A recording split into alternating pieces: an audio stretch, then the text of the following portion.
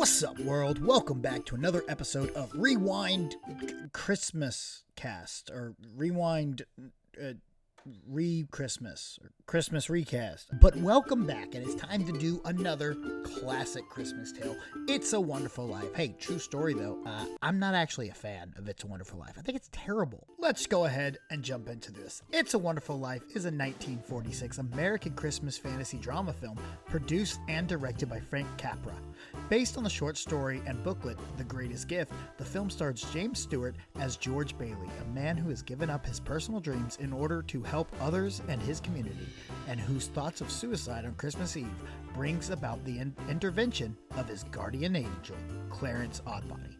Theatrically, the film's break-even point was $6.3 million, about twice the production cost, a figure it did not come close to achieving on its initial release. Because of the film's disappointing sales, Capra was seen as some studios as having lost the ability to produce a popular, financially successful films. Although It's a Wonderful Life initially received mixed reviews and was unsuccessful at the box office, it became a Christmas classic after the copyright lapsed and fell into public domain, which allowed it to be broadcast without licensing. Today, It's a Wonderful Life is considered to be one of the greatest films of all time. Unless you're asking me. Alright, let's get into it. So we have George Bailey, the star of the film, who's played incredibly by James Stewart. I will say that about this. He did fantastic in this role. But I want to bring in Henry Golding. You might know him from Crazy Rich Asians, Snake Eyes, and one of my other favorite Christmas movies, Last Christmas. Yeah, I'm thinking my opinion on Christmas movies might not be one that most people agree with. But Little George was played by Bobby Anderson, and we're going to bring in Jaden Zhang to play the young George Bailey when he was a kid. Jaden Zhang was seen in Shang-Chi and was a great role as the young Shang-Chi.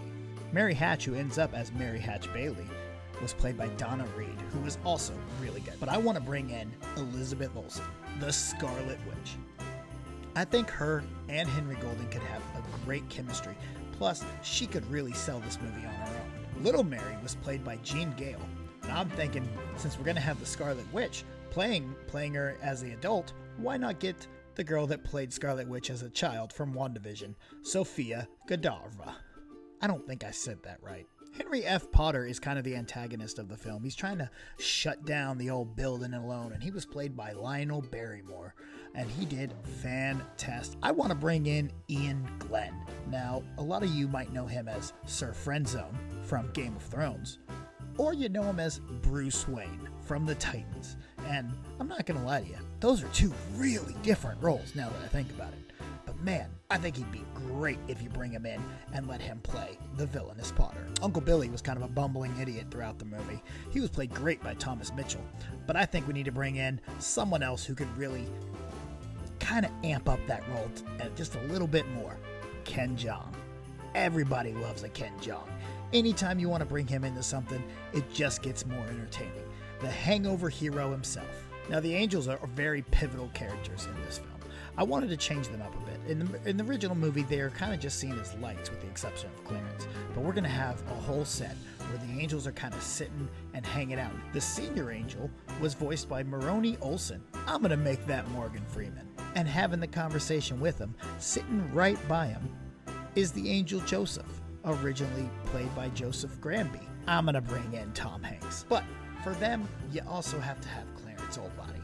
Now, Clarence is a very pivotal character in this film, and you have to get the character right. So who am I going to get? Haley Steinfeld. That's right, little Hawkeye herself. I'm really excited for this because I think Haley Steinfeld can do a great job at being a little bit sarcastic, but she's also very, very endearing. So you have her coming out here to try and help Henry Golding see how much of a great life that he has. A fun comedic character in the original film was Annie the maid, played by Lillian Randolph. And while I was watching it, there's only one person I can think, and we're going to have to change it up. It's not going to be a maid, or of a butler, or something like that. But I got to get in Hannibal Buress. I could just hear his one-liners here and there, and I think it would be absolutely hilarious. Now, the antagonist, it's not Harry Potter, that's not right. The antagonist, Henry Potter, also had a bodyguard. Didn't have a single line in the role. Was played by Frank Cagney. But I want to put John Cena there. I don't want John Cena to say anything. He's literally just going to stand next to Potter on the few scenes that he's in. I think that'd be hilarious. That's my cast for It's a Wonderful Life. What do you guys think? Get down in the comments below and let me know who you would cast in these films. Also, let me know how much you hate my cast, because I know most people probably do. But if you're one of the few that love it, let me know down in the comments. Follow me on all social media at The Grind Calls, TikTok, Twitter, and Instagram. And don't forget to follow The Lando Project at The Lando Project. Hit the subscribe button, click that bell, and make sure you get notifications every single time we have a new video. Until next time, that's been a Christmas cast.